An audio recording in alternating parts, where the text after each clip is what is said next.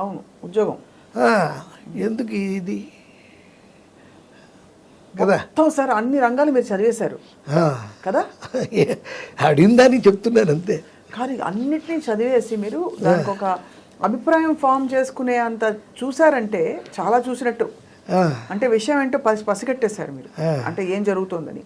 మరి మీ జీవితం గురించి మీరు ఎప్పుడైనా ఆలోచిస్తారా? అసలు ఆలోచించరా? పని కాకుండా అలాగా నాకు ఇది కావాలి ఉంటాయి కదా సార్, ప్రతి వాళ్ళకి ఒక లక్ష్యమో ఒక కోరికో, ఒక ఇల్లు కట్టుకోవాలి, పెద్ద కారు కావాలి, నాకు ఫలానా బ్రాండ్ కారు ఉంది, ఇల్లు ఉంది, నాకు 2 పిల్లలు. మా బాబు యుఎస్లో ఉన్నాడు, అక్కడ బ్రహ్మాండమైన కంప్యూటర్ టెక్కీగా చేస్తున్నాడు.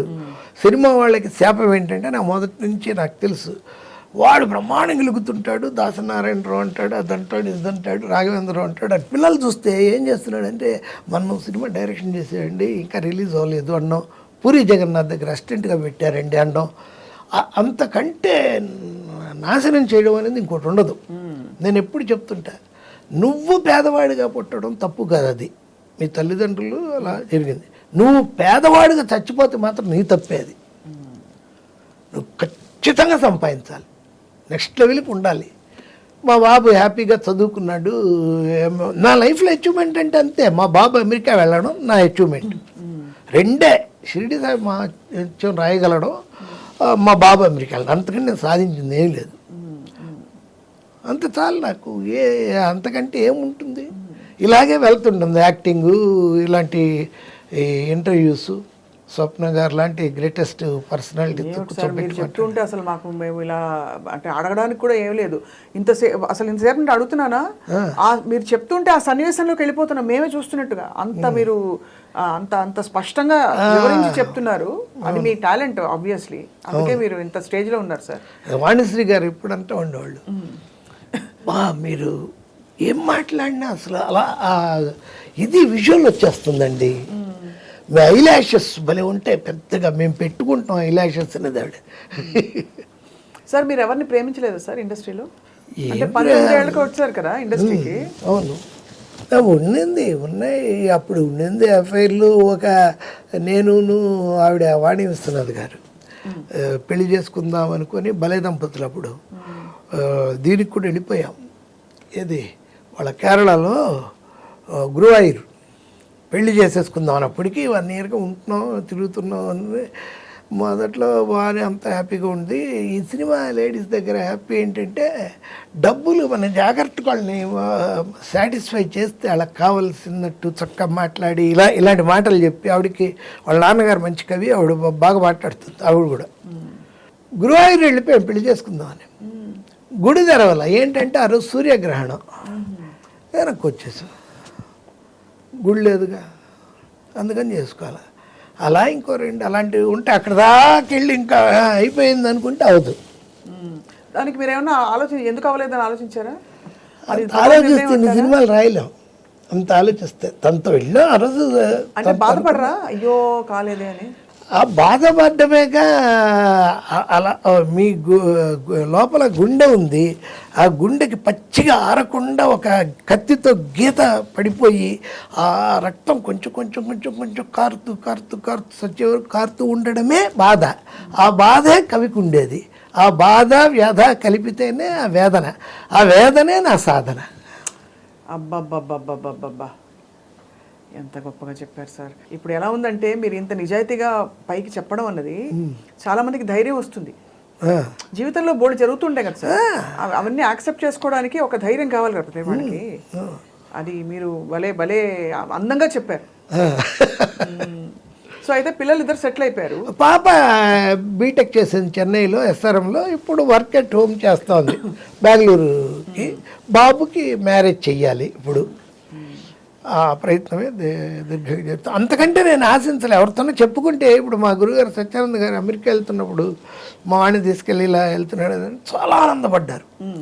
చాలా గొప్ప పని చేసేవయ్యా, మన సినిమా వాళ్ళంతా అసిస్టెంట్ డైరెక్టర్లుగా వాడిని కెమెరా డిపార్ట్మెంట్లో చేర్పించి చాలా మంది సార్ అంటే స్ట్రగ్లింగ్ స్టేజ్ తయారైపోతారు. ఎందుకు అలాగా? చదువు లేకుండా మనదే అది. మా ఇంట్లో సినిమా ఒక్క షీల్డ్ ఉండదు. మెడ్రాస్లో నాకు ఇంకో ఇల్లుంది, అక్కడే కొన్ని రోజుల నుంచి అక్కడే అన్నీ రాజబాదర్ అని ఉన్నాడు అక్కడ. ఎవడైతే షీల్డ్ తయారు చేశారో వాడికే ఇచ్చేసి ఏవో డబ్బులు వస్తే తీసేసుకున్నాను. ఒక్క సినిమా వాతావరణం అనేది ఉండదండి అసలు, ఉండదు. ఒకే ఒక ఫోటో ఉంటుంది మా ఇంట్లో. శివాజీ గణేశన్ బంగారు కుటుంబం సినిమాకి నాకు అవార్డు ఇచ్చేది. నాకు ఇష్టం శివాజీ అంటే, అంతే తప్ప సినిమా అనేది లేదండి. ఇది కేవలం మీకు ఒక వృత్తి, ప్రవృత్తి, అన్నీ కూడా అన్నీ ఇదే. ప్రాణం తీసే విషయం అన్ని సినిమానే. అయితే కష్టాలు బాధలు మీరు సినిమా కష్టాలు చూడలేదు, చూసినా వాటిని దులుపుకుపోయారు. చూడలేదు. సినిమా కష్టాలు ఏముంటే ఎందుకు. 82లో బాలచందర్ రమ్మంటే వెళ్ళాను నేను విజయవాడ నుంచి SRRలో చదువుకొని. అసలు మా లెక్చరర్లే ఎలా ఉండేదంటే నాకు నిన్న లెసన్ చెప్తే మరుసటి రోజు ఇది ఈరోజు లెసన్ చెప్పండి, ఎకనామిక్స్ ఆప్టిమమ్ థియరీ ఏంటి మాల్తూజియన్ థియరీ చెప్పండి అని. నెక్స్ట్ నెక్స్ట్ నువ్వు వద్దులు, నువ్వు ఎలాగో సినిమాకి వెళ్తావుగా. నెక్స్ట్ లెక్చరర్లే నన్ను అడిగేవాళ్ళు కాదు. ఇది విధి రాసిన రాతే. అంతే. వాళ్ళు కాలేజీ డేస్లోనే ఇంకా అలా ఏంటి ప్రిన్సిపాల్ రూమ్కి వెళ్తే డ్రామాలో వేసేవాడి. ఏదైనా గొడవ వెళ్తే ఈయన హనుమారెడ్డి గారిని ప్రిన్సిపాల్ ఉండేవాడు. ఆయన ఏమయ్యా చదువుకుంటేనే కదా రేపు బాగుపడతారు, అతనంటే అలాగో సినిమా ఫీల్డ్కి వదిలేసాయి ఏంటో అసలు ఇక వెళ్ళకపోతే కొడతారేమో అన్నట్టుగా వెళ్ళాల్సి వచ్చింది. ఎందుకురా ఇంకా ఇక్కడే తిరుగుతున్నా, మెడ్రాస్ ఎక్కువ బండి అని. అదే జీవితం ఇచ్చే ప్రోత్సాహం అది. అంతే. చిన్నప్పటి నుంచి ఎప్పుడు మా వాచ్మ్యాన్ కాలేజీలో వాచ్మ్యాన్ అడిగేవాడు నన్ను, ఏదో ఒక ఇంటర్ కాంపిటీషన్స్, బయట వేసే నాటకాలు, ఎప్పుడూ రిహార్సల్స్. రూమ్ నెంబర్ 23 అని SRNC గవర్నమెంట్ కాలేజీలో విజయవాడలో. అయ్యా సంవత్సరం పొడుగుతా ఎప్పుడు రిహార్సల్స్ చేస్తానే ఉంటారు, ఎప్పుడు చదువుకుంటారు, ఎట్టా బాగుపడతారా మీరు ఇట్లా బాగుపడ్డారన్నమాట. అంటే నువ్వు ఈ మాట అడిగా కుదరామయ్య, నీ ఆశీస్సులే నన్ను సినిమా వాడిని చేస్తుంది. ఏం సినిమాలయ్యా, పోస్టర్ గోడకు అతికేస్తున్నాడు, నిమిషాలు సింపేస్తున్నారు వాడు. అలా నా ఇదినే అది. మెడ్రాస్ వెళ్ళాను, వెళ్ళి బాలచంద్ర గౌడ్ని కలిశాను. ఆయన ఏదో ప్రాజెక్ట్ అన్నారు, వెళ్ళడం రావడం. ఆఫీస్కి వెళ్తే ఆ టైంలో ఉంటే భోజనం పెట్టేవాళ్ళు, మనకేమో ప్రెస్టేజ్ ఉంటుంది చదువుకున్న వాళ్ళం కాబట్టి వచ్చేసేవాళ్ళం. ఏం చేయాలో తెలియక పాండీ బజారుకి వస్తే మళ్ళీ నా రూమ్ అక్కడే పాండీ బజార్లోనే, రాజబహదూర్ స్ట్రీట్లోనే నా రూమ్. ఇక భోజనం 2 రోజులకు ఓ రోజుకు వచ్చేసేవండి. ఓ 2 ఏళ్ళు పడ్డాను అలా 83 వరకు. బా ఏంట్రా బాబు అని. కొన్ని రోజులేమో మేనేజ్మెంట్ ఏంటంటే బూస్ట్ సీసా ఖాళీది ఉండేది, అది తీసుకొని శాంతభవన్కి వెళ్ళి 4 ఇడ్లీ కొని యువతలకు వచ్చి సాంబారు పొయ్యమనాలి. వాడితో చెప్పడం అనమాట, 4 ఇడ్లీ ఒక మసాలా దోశ అంటే దాన్ని నిండుగా పోసేవాడు. కొనింది 4 ఇడ్లీనే. అది పొద్దున్న 4 ఇడ్లీ తినేసి ఈ సాంబార్ ఉంచుకొని నైట్కి అంత అన్నం వండుకొని అది తిన్నాం. అవి చూశాను. ఒకరోజు డబ్బులే లేకపోతే ఈ బడ్డీ కొట్టు కిళ్ళి కొట్లు ఉంటాయిగా, అక్కడ అరటిపండు తిని ఆ తొక్కలు పడేస్తారు. ఆ తొక్కలు మెల్లిగా చూడకుండా ఏదో పెద్ద మనం చూసేస్తారు అన్నట్టుగా జాగ్రత్తగా తీసుకొని వాటిని పంపులో కడుక్కొని అవి తినేయడం. వింటుంటేనే దాన్ని అంత క్యాజువల్గా తీసుకున్నారు మీరు. అందరూ దాన్ని పెద్ద కథగా రాసుకుంటారు.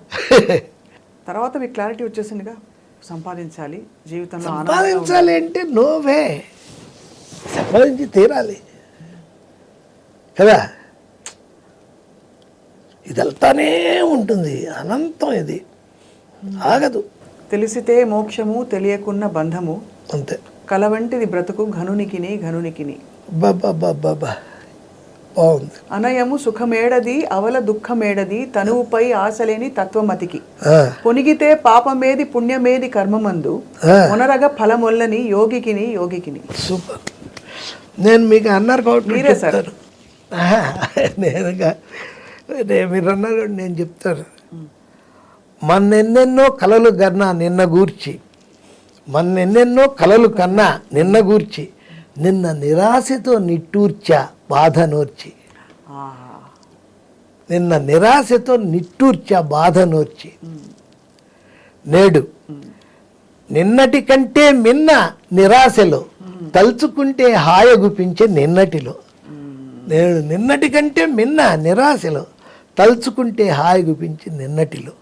రేపు రేపు కోసం ఎదురు చూసే ఓర్పు నాకుంది, రేపు కోసం ఎదురు చూసే ఓర్పు నాకుంది, రేపు నిన్నైనప్పుడు సుఖము నిట్టూర్పులో ఉంది. అబ్బా, బ్రతుకు బాధగా, వ్యధగా, కన్నీటి కథగా, కష్టాల్లో మునిగి లేస్తూ మునిగిపోతున్న సంద్ర గమనంగా, అత్యంత నిరాశగా, అంధకార బంధురంగా, అనుక్షణం చింతగా, అనాథగా సాగుతున్నదెందుకు, తెలియదెందుకు నాకెంత వెదకిన.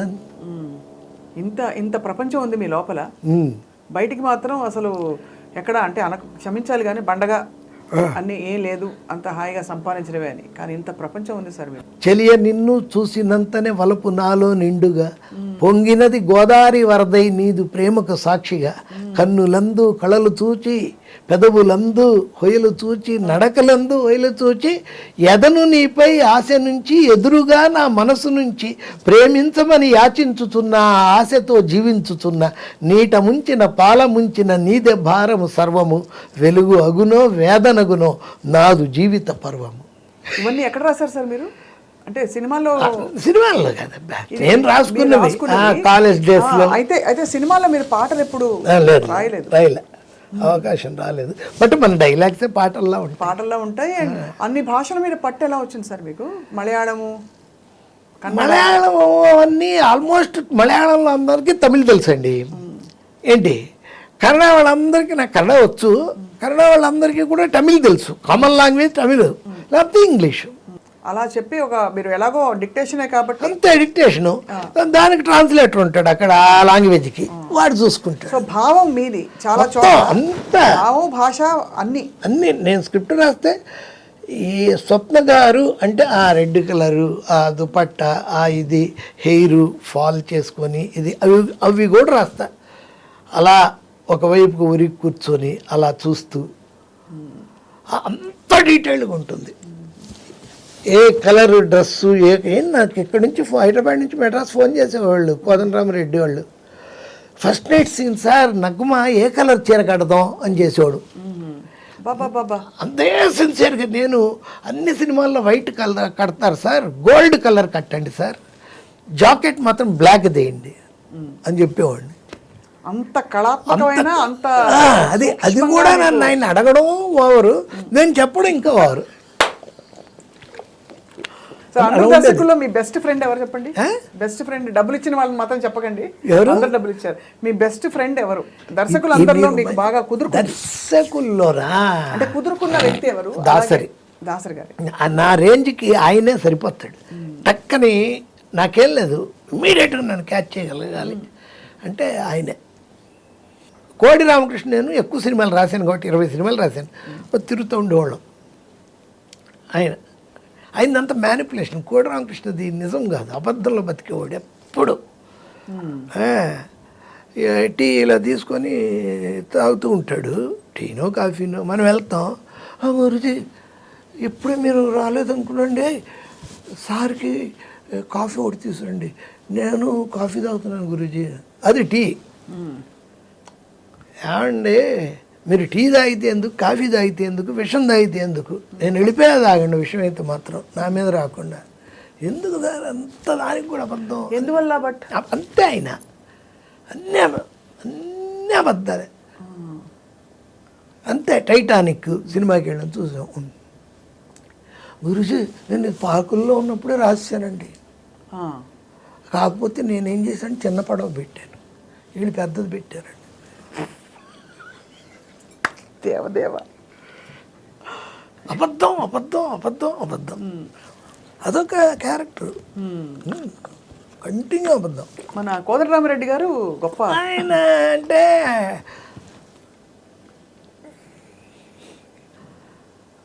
ఆయన మన మీద ఆధారపడే డైరెక్టర్. రాఘవేంద్రరావు, కోదండరామరెడ్డి ఆ రోజుల్లో ఉండేవాళ్ళు, బి గోపాల్, అలా వాళ్ళంతా రైటర్స్.